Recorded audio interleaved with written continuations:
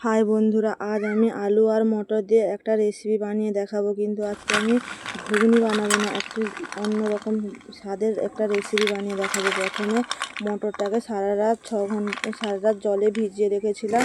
তারপর জল ছেঁকে ভালো করে ধুয়ে রেখেছি। এদিকে আলুও কেটে রেখেছি, ডুমো ডুমো করে কেটে ধুয়ে রেখেছি। এবার মটরটাকে বেটে নেব।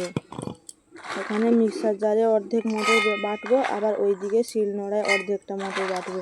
মিক্সার জারে একে একে করে মটরগুলো দিয়ে দিব। মটর দিয়ে দিয়েছি। এবার লবণ, হলুদ, জিরে, অল্প জল দিয়ে ভালো করে একটা শক্ত শক্ত করে ব্যাটার বানিয়ে নেব। জল দিয়ে মিক্সার জারে বেটে আনবো। ঢাকনাটা লাগিয়ে ভালো করে মিক্সার জারে বেটে আনতে হবে। এইদিকে শিলনোড়ায়ও কিছু মটর বেটে নিতে হবে। ধুয়ে রাখা মটরগুলো শিলনোড়ায় একে একে করে বেটে নিতে হবে। এদিকে বাটা হতে থাক, ওইদিকে ঝোলে আলুটা ভালো করে কড়াইয়ে ভেজে নিই। ভালো করে ভাজা হতে থাক। লবণ আর হলুদ দিয়ে ভেজে নিতে হবে। ভাজা হতে থাক। ওইদিকে মিক্সার জারে মটরটা ভালো করে বেটে নিতে হবে, পেস্ট করে নিতে হবে।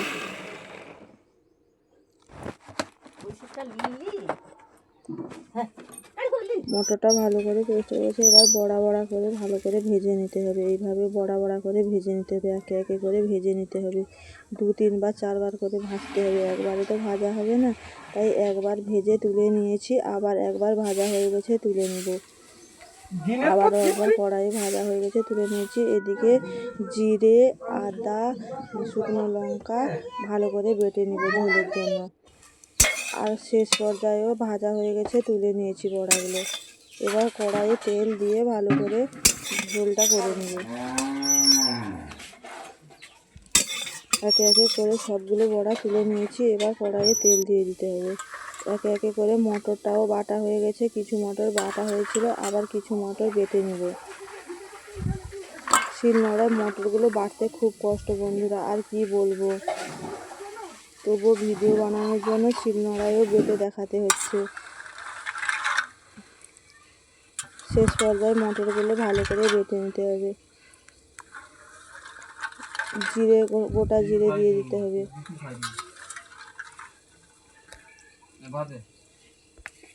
বন্ধুরা, আমার এই ভিডিওটা যদি ফেসবুক পেজ থেকে দেখো তাহলে ফেসবুক পেজটিকে ফলো করে দিও। আর যদি ইউটিউব চ্যানেল থেকে দেখো তাহলে ইউটিউব চ্যানেলটিকে সাবস্ক্রাইব করে পাশে থেকো এরকম নিত্য নতুন ভিডিও দেখানোর জন্য।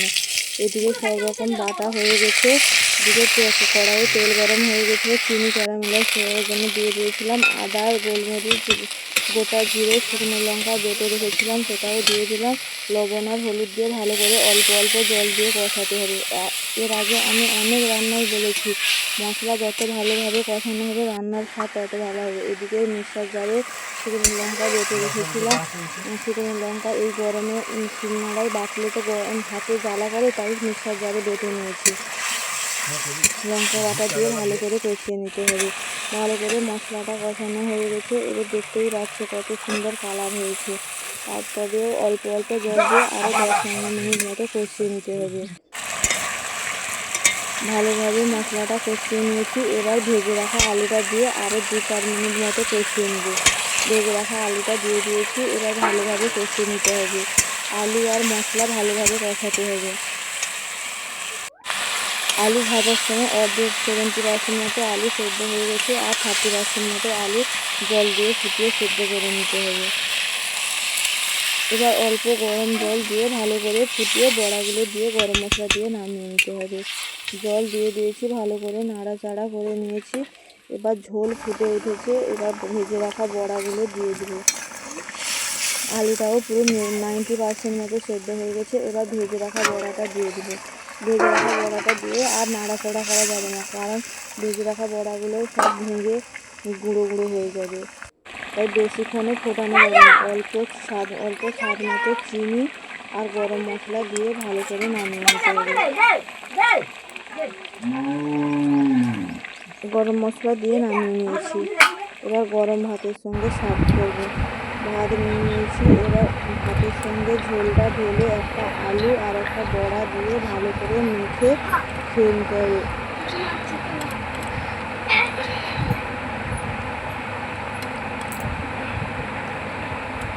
ভাতের সঙ্গে আলু আর বড়াটা মেখে খেয়ে নিলাম। ও সেই স্বাদ হয়েছে, খুব সুন্দর খেতে হয়েছে বন্ধুরা। আপনারাও এইভাবে বানিয়ে খাবেন, খেতে খুব ভালো লাগবে। রোজ রোজ একই স্বাদের ঘুগনি তো খেতে সবাইকে ভালো লাগে না, তাই আর একটা অন্য রকম রেসিপি বানিয়ে দেখালাম।